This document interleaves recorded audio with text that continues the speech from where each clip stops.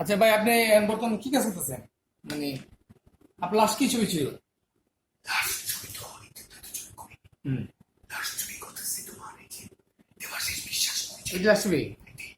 আচ্ছা, এটাই লাস্ট ছবি। এটা আপনার কি এখানে কি এটা কি ক্যারেক্টার আপনার? এটা আমি হিরোইনের আচ্ছা এবং আমি মামা। আচ্ছা মামা। আমরা তিনজন মিলে মানুষকে ঠকাই একটা চিঠি ব্যাপার।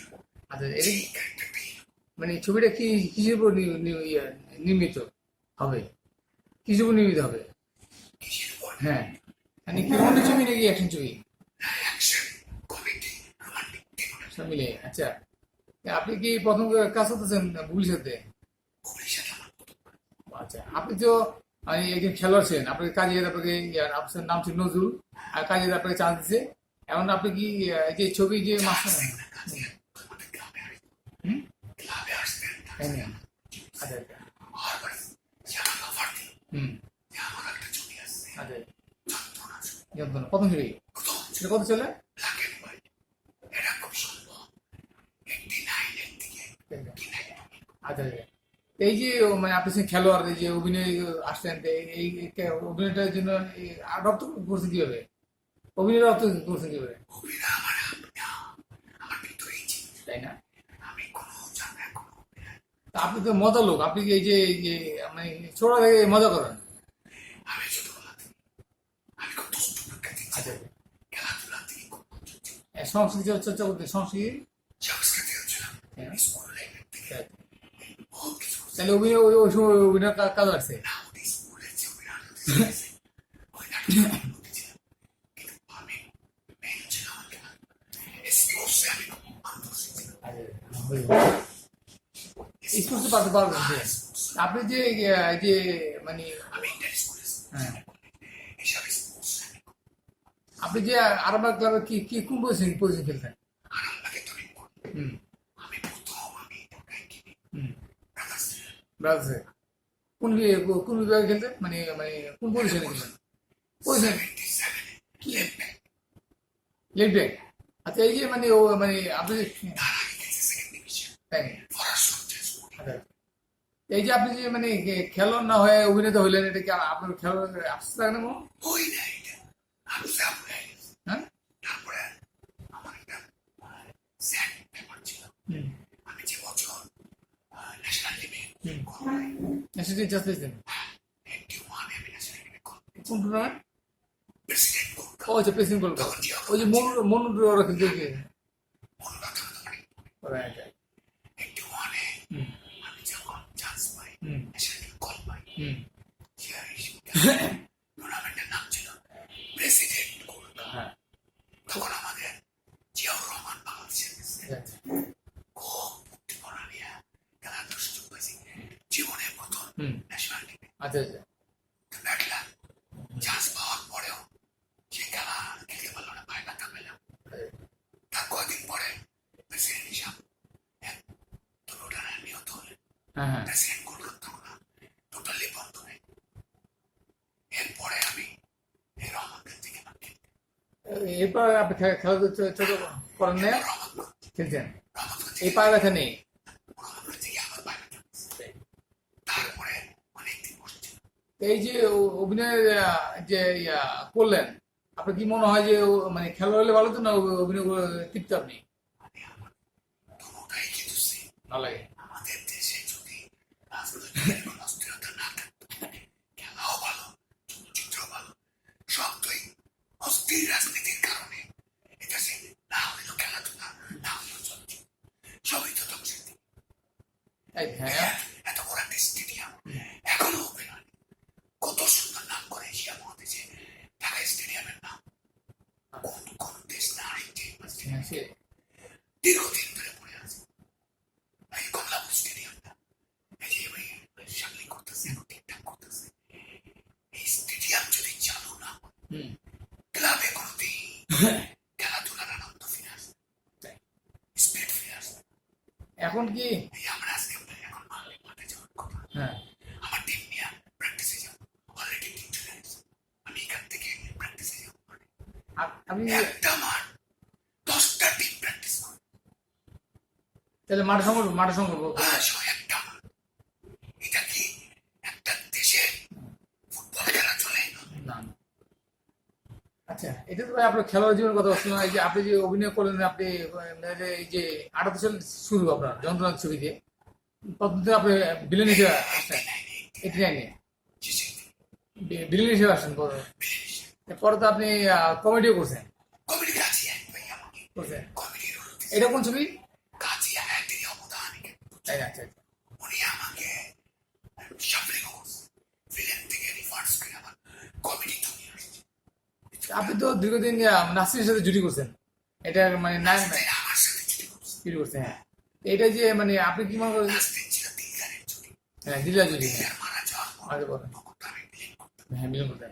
আস্তে তখন দেখলাম আস্তে আস্তে আসতে আসতে তো ভালো একটা ও কিন্তু ভালো করেছে। খুব ভালো অভিনয় করে, ভালো নাচে না, হ্যাঁ। ও একটা খুবই একটা শিল্পী হুম। পরে দেখলাম যে ও আমার সাথে ভালো অ্যাডজাস্ট এই নাসিরের সাথে আর একটা জুটি তাহলে আপনি কি মনে করেন যে আগে কিন্তু জেসমিনও করছে আমার সাথে। জেসমিন করছেন? জেসমিন একটা মেয়ে আছে জেসমিন তাহলে করাছবি করলো আপনার সাথে?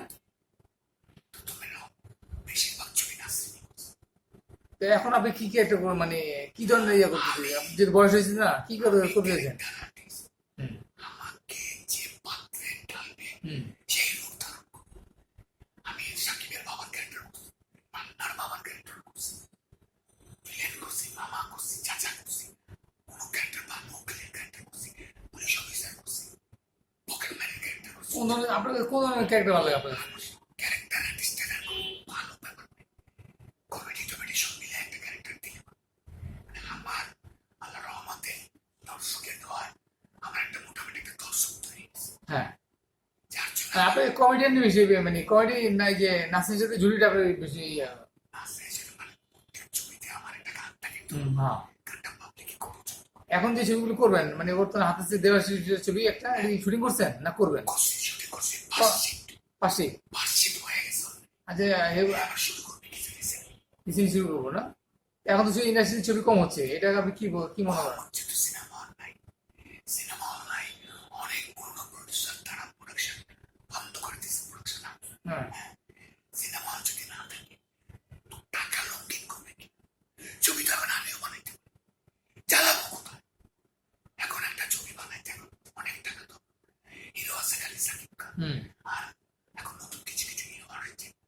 হ্যাঁ, এখন দেখি সামনে লাগিয়ে এই যে কিছু রিসেন্টলি কিছু ছবি রিলিজ হয়েছে, এই কি বরবাদ হুম ভালো নাকি যাচ্ছে, ভালো হচ্ছে, জঙ্গি ভালো হচ্ছে, যেগুলি ভালো যাচ্ছে এটা তো সুখবর, সুখবর। ইন্ডাস্ট্রির জন্য সুখবর। এখন সাকিব জি চাচ্ছে যে বাংলাদেশ চলচ্চিত্রকে আন্তর্জাতিক পর্যায়ে নিয়ে যাওয়ার জন্য, এই জন্য এখন সাকিবের যে ডেমোশন, সাকিবের নিয়ে যে ছবি করবো আর যদি আর্টিস্ট সাকিব একা ওই পরিস্থিতি নাই, 1 কোটি পয়সা ডেমোশন নেই, তাই এটা আপনি তো আগে একটা সমস্যা সমস্যা না, তাহলে আন্তর্জাতিক মাঝে তো ওই টাকা দিতে হবে সাকিবকে, এখন ওই টেকনিশিয়ান লাগবো।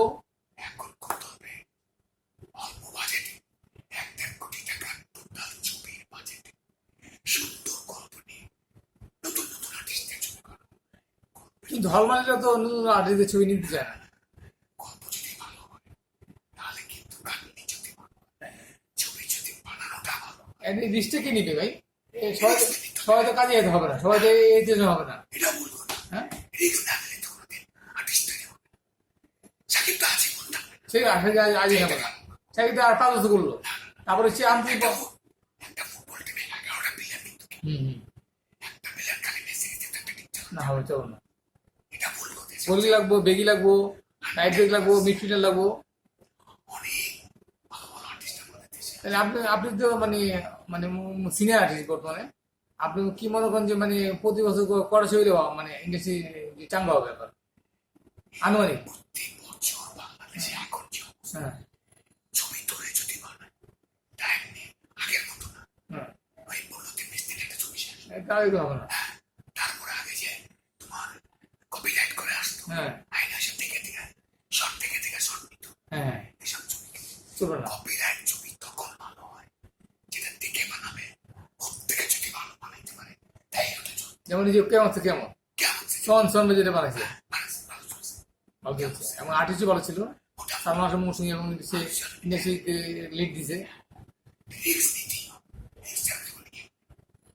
তাহলে আপনার হচ্ছে যে মানে মানে আনুমানিক কত কিছু হলে ভালো হয় মানে? বছরে 50 50 ছিল তো আগে হয়তো কি 100 ছবি বানায়, এখন কোনটা এক বছরে এত ছবি হুম, ছবি বানাইতে হয় তো এই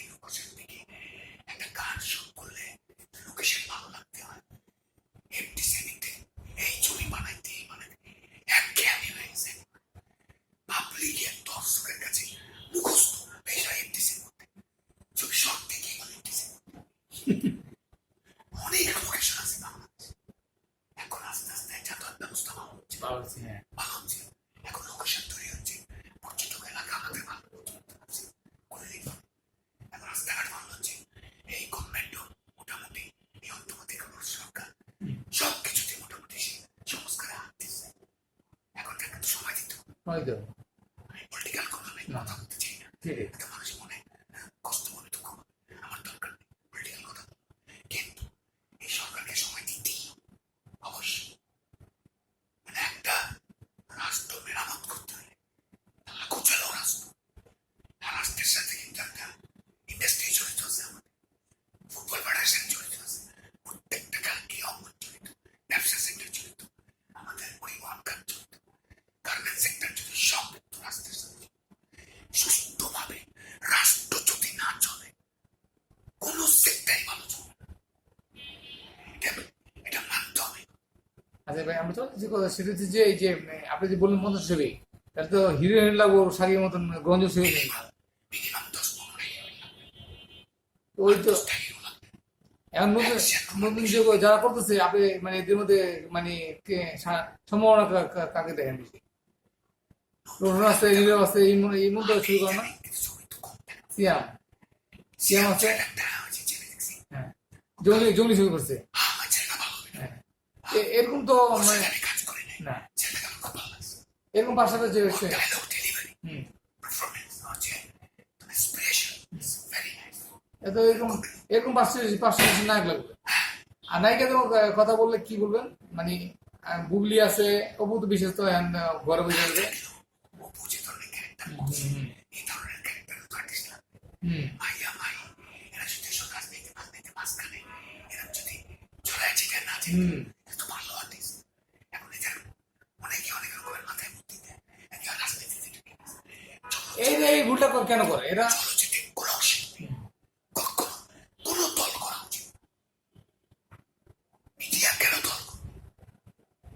তাহলে কি তারা শিল্পীরা রাজনীতি করবে না? কেন করবে না? এটা আমাদের দেশে ইন্ডাস্ট্রি, যেমন আপনি চালিয়ে করছে, আমাদের দেশের ইন্ডাস্ট্রি ছোট, আনন্দ সরজনের করছে। বলিউড না, বলিউড না, আমাদের দেশে অনেক ছোট।